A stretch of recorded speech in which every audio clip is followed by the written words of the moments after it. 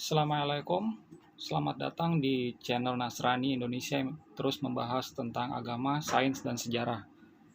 Pada topik kali ini saya akan menjawab pertanyaan yang diajukan kepada saya. Mengapa Yesus mengajarkan untuk membenci ayah ibu pengikutnya? Sekali lagi, mengapa Yesus mengajarkan untuk membenci ayah ibu pengikutnya? Nah, mari kita baca ayat yang menyinggung tentang ini. Matius 10:35-37. Karena aku datang untuk mengatur seorang laki-laki melawan ayahnya, seorang anak perempuan melawan ibunya, seorang menantu perempuan melawan ibu mertuanya.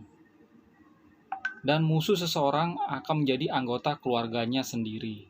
Siapapun yang mencintai ayah dan ibu lebih dari aku tidak layak bagiku, dan siapapun yang mencintai putra atau putrinya lebih daripadaku tidak layak bagiku juga.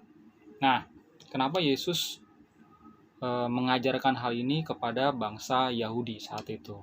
Kita lihat konteksnya ya. Bangsa Yahudi itu bangsa yang diajarkan oleh Musa banyak perintah. Nah, di dalam banyak perintah itu ada perintah seperti ini. Tertulis di Ulangan 13 ayat 6-10. Saya baca, apabila saudaramu laki-laki, anak ibumu, atau anakmu laki-laki, atau anakmu perempuan, atau istrimu sendiri, atau sahabat karibmu membujuk engkau diam-diam, katanya, mari kita berbakti kepada ilah lain yang tidak dikenal olehmu ataupun oleh nenek moyangmu. Salah satu ilah bangsa-bangsa sekelilingmu, baik yang dekat kepadamu maupun yang jauh daripadamu, dari ujung bumi ke ujung bumi. Maka janganlah engkau mengalah kepadanya, janganlah mendengarkan dia, janganlah engkau merasa sayang kepadanya, janganlah mengasihi dia, janganlah menutupi kesalahannya, tetapi bunuhlah dia. Pertama-tama tanganmu sendirilah yang bergerak untuk membunuh dia, kemudian seluruh rakyat. Jadi bangsa Yahudi atau bangsa Israel yang ada di dalam pengajaran Musa itu diajar untuk memiliki keyakinan yang sama. Dan kalau ada yang tidak sama walaupun itu sanak saudaranya sendiri orang itu harus dibunuh. Oleh siapa? Oleh keluarganya dulu Lalu orang sekampung, sekota itu berhenti bekerja untuk ikut membunuh melempari batu orang yang dianggap punya pengajaran yang salah. Itu adalah ajaran dari Musa yang secara turun-temurun itu diajarkan oleh rabi-rabi Farisi. Jadi Yesus mengajar konteksnya kepada orang-orang yang mendapat pengajaran ini. Kalau seseorang yang percaya kepada Yesus, taruhannya percaya kepada Yesus adalah nyawa. Kenapa? Karena pada saat dia percaya sama Yesus, anggota keluarganya kan tahu, wah ini pengajarannya asing ini, wah ini beda ini sama pengajaran Musa.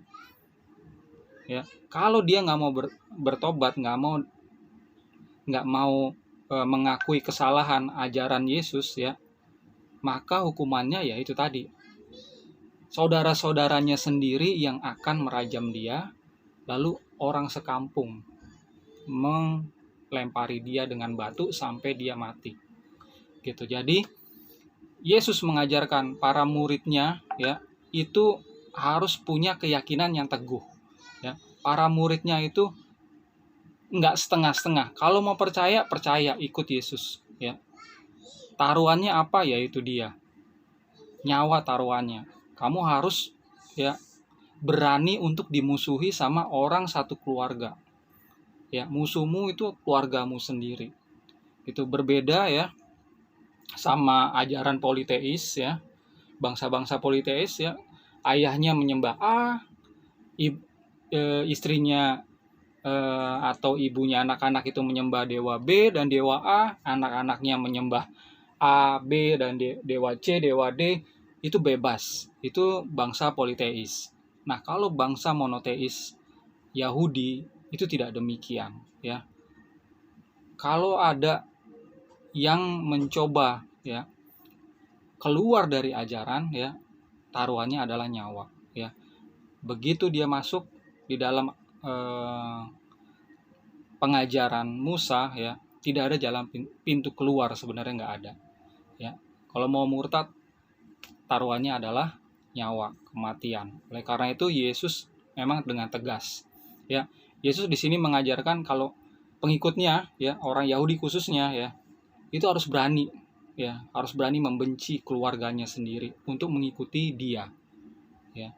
Tapi, ya, di dalam ajaran Yesus, ya, tidak diajarkan untuk ikut membunuh, ya, untuk ikut-ikutan seperti ajaran Musa, ya, yang menekankan hukuman fisik gitu loh. Ya, di ajaran Yesus tidak ada hukuman fisik sama sekali, ya. Jadi di dalam keluarga Kristen pengikut Yesus, kalaupun ada, ya, anak atau entah orang tuanya yang berpindah keyakinan, ya, satu keluarganya itu, ya, memang menasehati.